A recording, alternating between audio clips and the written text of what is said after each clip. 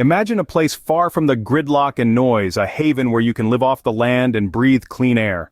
The dream of a remote bug-out location is powerful. Land to cultivate, water sources to tap into, and endless natural resources. But is it too good to be true? Picture a world where your nearest neighbor is miles away, where the rustle of leaves and the call of the wild are your only soundtrack.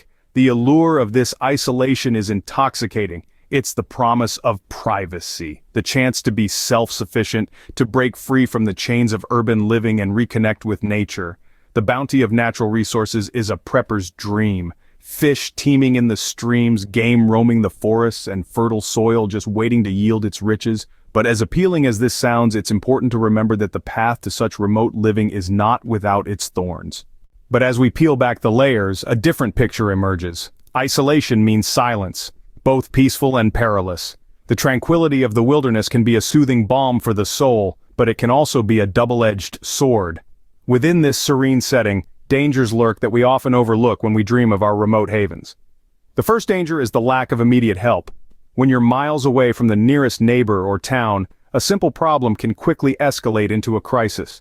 Imagine having a medical emergency or facing a sudden equipment failure. Without immediate assistance, these situations can become life-threatening. And then, there's the exposure to wildlife. Sure, the idea of living in harmony with nature may seem idyllic. However, when the sun sets and the wilderness comes alive, it's a whole different ballgame. From bears and wolves to venomous snakes and spiders, the great outdoors is home to creatures that pose real threats. Let's not forget about the weather.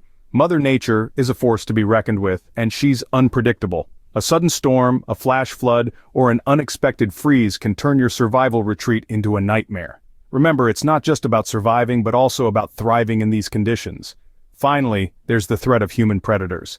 It's an unfortunate reality, but in times of crisis, some people resort to desperate measures. Isolated locations can become targets for those looking to exploit others' vulnerabilities. Now, don't get me wrong. I'm not saying that these dangers are insurmountable. With the right preparation, awareness, and tools, you can mitigate these risks. But it's crucial to go into this with your eyes wide open. Let's take a moment to remember the story of the experienced hiker who got lost in the wilderness for several days, or the family who found their remote cabin ransacked when they arrived for a weekend getaway. These stories serve as stark reminders that while nature offers a serene retreat, it does not promise safety. Getting to your remote sanctuary is no Sunday drive. This statement couldn't be truer. As we delve into the logistics nightmare of reaching your secluded haven, you'll understand why. Imagine this. You've packed your gear, double-checked your supplies, and you're ready to hit the road to your bug-out location. You've planned your route meticulously, but Mother Nature hasn't read your itinerary. A sudden storm has turned your once navigable path into a treacherous obstacle course, or worse, completely impassable. You're now facing a major detour, adding precious hours to your journey, or you're stranded, waiting for the storm to pass. But nature isn't the only potential roadblock. There's a less predictable, more dangerous obstacle: other humans. In times of crisis, fear can make people act irrationally. Checkpoints could pop up, manned by those looking to exploit the desperate. Navigating these human threats requires not only physical readiness but also emotional intelligence to negotiate and diffuse potentially volatile situations. And then there's the challenge of the journey itself. The path to your remote location might not be a well-trodden one. It could be a winding trail through dense forest or a steep climb up a mountainous terrain. The lack of clear, accessible routes could slow you down or, in the worst case, stop you in your tracks.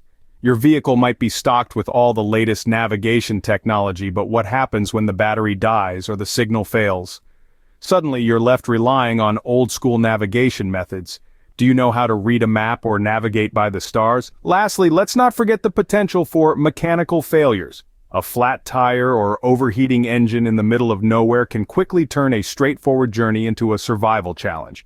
These are just a few of the logistical nightmares that could turn your escape to isolation into a perilous quest. The journey to isolation can be a survival scenario unto itself. So, as you plan your bug-out strategy, remember to factor in these potential obstacles and prepare for every possible scenario. In a crisis, seconds count. But in the wilderness, help is hours, if not days away. Now that's a sobering thought, isn't it? You're out there, in the heart of nature, a world away from the hustle and bustle of city life. But what happens when the unexpected strikes? Let's say you're chopping wood for the fire and the axe slips, or you're hiking to a nearby stream and you twist an ankle. In an urban setting, you'd reach for your phone, dial emergency services, and within minutes, help would be on the way. But out here in the wilderness, it's a different story. Sure, you could have the best first aid kit money can buy, you could even have some medical training, but when a serious injury occurs, there's no substitute for professional medical help. And in the wilderness, that help is not just around the corner, it's miles away, over rugged terrain, and potentially unreachable due to adverse weather conditions. And it's not just about injuries. What if you fell seriously ill? A sudden fever, a severe allergic reaction, a bout of food poisoning from improperly cooked game. These are all situations that require immediate medical attention.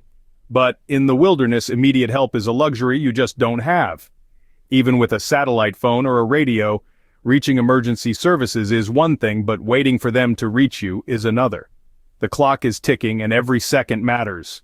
The golden hour, that critical window following traumatic injury where prompt medical treatment can mean the difference between life and death, becomes the golden day or even the golden week. And then there's the question of evacuation. If you're too sick or injured to move, you'll have to be airlifted out. That's a whole other level of complexity and risk. So, while the idea of going off-grid far from the madding crowd can be very appealing, it's essential to remember that with isolation comes risk. When it comes to your health and safety, the stakes are high. In the wilderness, a minor injury can quickly become a major crisis. You're stocked up and ready, but what happens when you need more supplies? This is a question that's often swept under the rug in the excitement of planning a remote bug-out location. Imagine this. You've got your pantry filled with canned goods, your water tanks brimming, and enough firewood to last a winter. It feels like you have it all figured out. But then one day you run out of something critical. Maybe it's a medical supply, or perhaps it's that one part you need to fix your generator. What then? In remote locations, the reality of depleted local resources becomes starkly apparent. You might think, well, there's always the local store in the nearest town. But consider this. You're not the only one with the idea of living off the grid. Many like-minded individuals might be flocking to the same small towns, causing an unexpected demand on limited supplies. Local stores, especially in rural areas, aren't equipped to handle a sudden influx of customers. They work on a just-enough, just-in-time model where they stock only what they need based on the regular demand. So when a bunch of preppers descend on the town, the shelves empty out real fast. And then there's the issue of getting to the store in the first place. You may be miles away with treacherous terrain in between. A simple grocery run could turn into a day-long or even multi-day trek. Not to mention, in a world where fuel becomes a precious commodity, every trip counts. And what if the supply chains themselves break down? If the trucks stop coming, those store shelves could remain empty for a long time. In such scenarios, self-sufficiency becomes the only option, and it's not as easy as it sounds. In isolation, maintaining supplies is a constant challenge. It's a game of foresight, planning, and constant adaptation. It's about learning to make do, to improvise, and most importantly, to sustain. So, when you're planning your bug out, remember, your supply chain is your lifeline. Make sure it's strong. Living off-grid isn't just a physical challenge, it's a mental marathon. The solitude of remote living often paints an idyllic picture, but the reality can be starkly different. Isolation can become a breeding ground for feelings of loneliness and despair. The absence of human interaction can be unsettling, and the constant vigilance needed for survival can lead to chronic stress. Moreover, the uncertainty of isolation can breed anxiety. Every rustling leaf, every unexpected change in weather can trigger fear. The unpredictability of the wilderness can keep you on edge, adding to the mental toll. And let's not forget, in this digital age, being cut off from the world can be daunting. The lack of news and updates can make you feel out of sync with the world, which can further compound feelings of isolation. Surviving in isolation requires mental fortitude as much as physical strength. It's essential to prepare not just your body, but also your mind for the challenges of off-grid living. Survival is a team sport. Now it's easy to fall into the trap of thinking that isolation is all about rugged individualism. But remember, even the most seasoned survivalists understand the value of a strong, supportive network. In the wilderness, having others to rely on can mean the difference between life and death. Consider this. Who will have your back when you're unwell or injured? Who will help guard your sanctuary against threats, both human and natural? And let's not forget the power of diverse skills and knowledge. Your neighbor might be an expert in foraging, or a whiz at mechanical repairs. In return, you might offer your skills in hunting or medicine. The key here is to build and maintain connections, even in isolated conditions. It's about creating a community, a collective survival pact, if you will. This is not just about surviving but thriving together. So remember, even in isolation, community is key. Are remote bug-out locations the safe havens they promise to be, or are they disasters waiting to happen? We've journeyed through the allure and the potential pitfalls of escaping to the wilderness. From the hidden dangers of isolation to the logistics nightmares, we've peeled back the layers of the remote living dream. The reality is, survival in the wild is more than just stocking up on supplies. It's about facing the psychological toll of solitude, dealing with the lag of emergency responses, and the potential for a supply chain breakdown. But it's not all doom and gloom. Building a community, even in isolation, can make all the difference. So, if you're thinking about going remote, remember, preparation is key. Understand the risks, plan for the challenges, and always stay connected. When it comes to survival in the wild, knowledge is power and awareness is your best ally.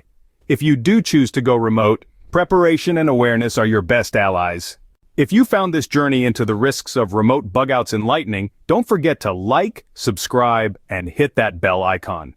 Your support fuels our mission to prepare you for tomorrow, whatever it may bring. We're a community of survivors and your voice matters. So whether you're a seasoned prepper or just starting your journey, your insights could be the lifeline someone needs. Share your thoughts and experiences in the comments below. Let's keep the conversation going.